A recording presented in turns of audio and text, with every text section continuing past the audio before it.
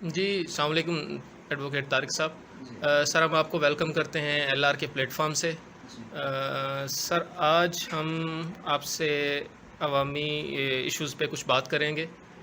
سر آپ ہمیں گائیڈ کریں کہ جو ہے سینکشن 489F یہ کب لاگو ہوتی ہے، اور اگر یہ لگا دی جائے کسی پہ تو اس سچویشن میں کسی بندے کو کیا پرابلمس فیس کرنے پڑتے ہیں اور اس کا کیا سلوشن اسے کرنا چاہیے. سر آپ اس میں ہمیں گائیڈ کریں. میں طارق خان مروت، ایڈوکیٹ ہائی کورٹ اور ممبر ایگزیکٹو اسلام آباد ہائی کورٹ بار ایسوسیشن.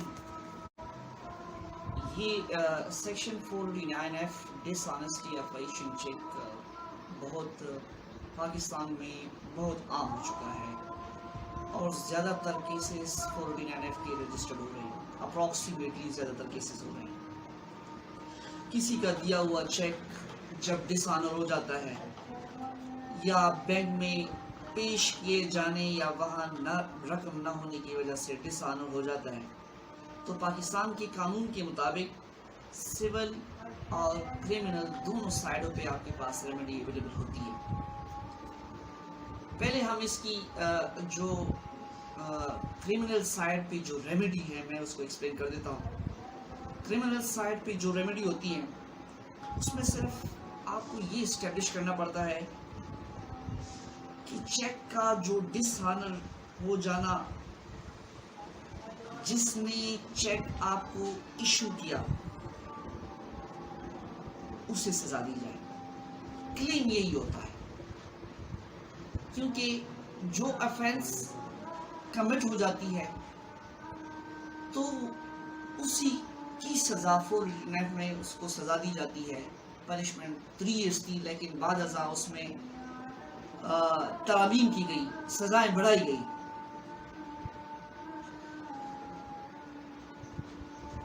یہ چیز ثابت کرنے کے لیے کہ جو چیک اس کو جاری کیا گیا وہ بدنیتی کے ساتھ ہوا، یا اس کو پتا تھا کہ اس چیک اس اکاؤنٹ میں کوئی رقم موجود نہ ہے، یہ اسٹیبلش کرنا بڑا ضروری ہوتا ہے.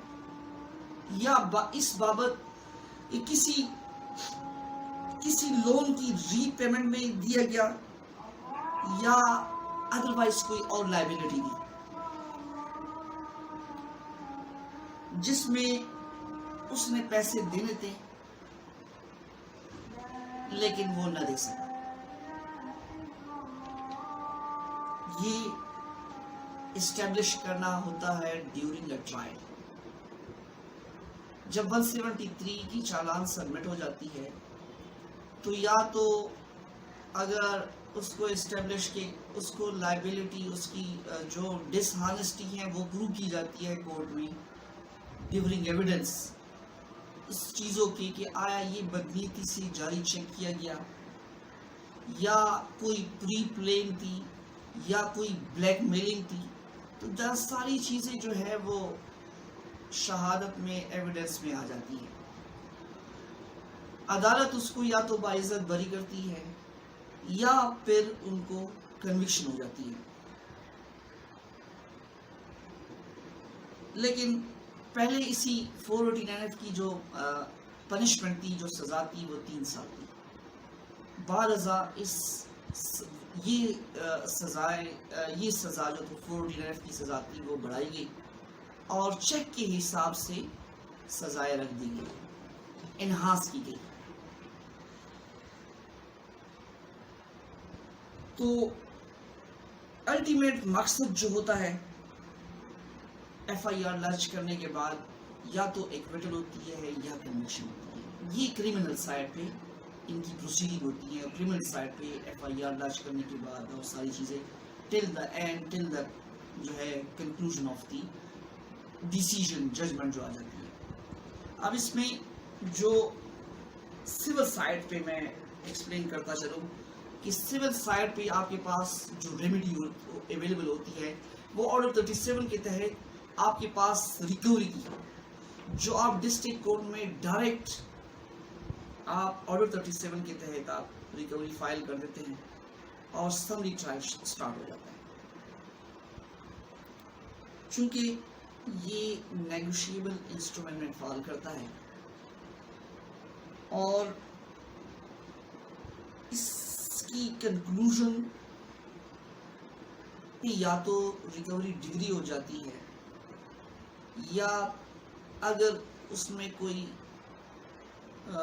سرکمسٹانسز یا فیکٹس نہ ہوئے تو وہ ڈسمس کی جاتی ہے. ڈگری ہونے کی صورت میں آپ اجرا میں بھی جا کے ان کی یا تو کورٹ جو ہے ایگزیکیوشن کورٹ ان کو جائیداد کی کرکی یا نیلام کرنے کی جو ہے وہ احکامات جاری کر کے اس سے آپ کی رقم ادا کی جاتی ہے. ان دونوں سائڈوں پہ آپ کے پاس ریمیڈی اویلیبل ہوتے ہیں چیک ڈس آنر کے اور اسی کے تحت آپ جا کے قانونی کارروائی پروسیڈ کر سکتے ہیں. Thank you very much advocate Tariq صاحب, آپ نے اپنا قیمتی ٹائم ہمیں دیا. تو ناظرین, نیکسٹ ٹائم ہم آپ کے پاس کوئی اور عوامی ایشو لے کے پھر سے اپنے کسی پینل کے ساتھ حاضر ہوں گے تاکہ آپ کو جو ہے نا نالج انہینسمنٹ کی جائے تاکہ آپ ان ایشوز کو لیگلی بھی انڈرسٹینڈ کر سکیں. So thank you again sir. Thank you.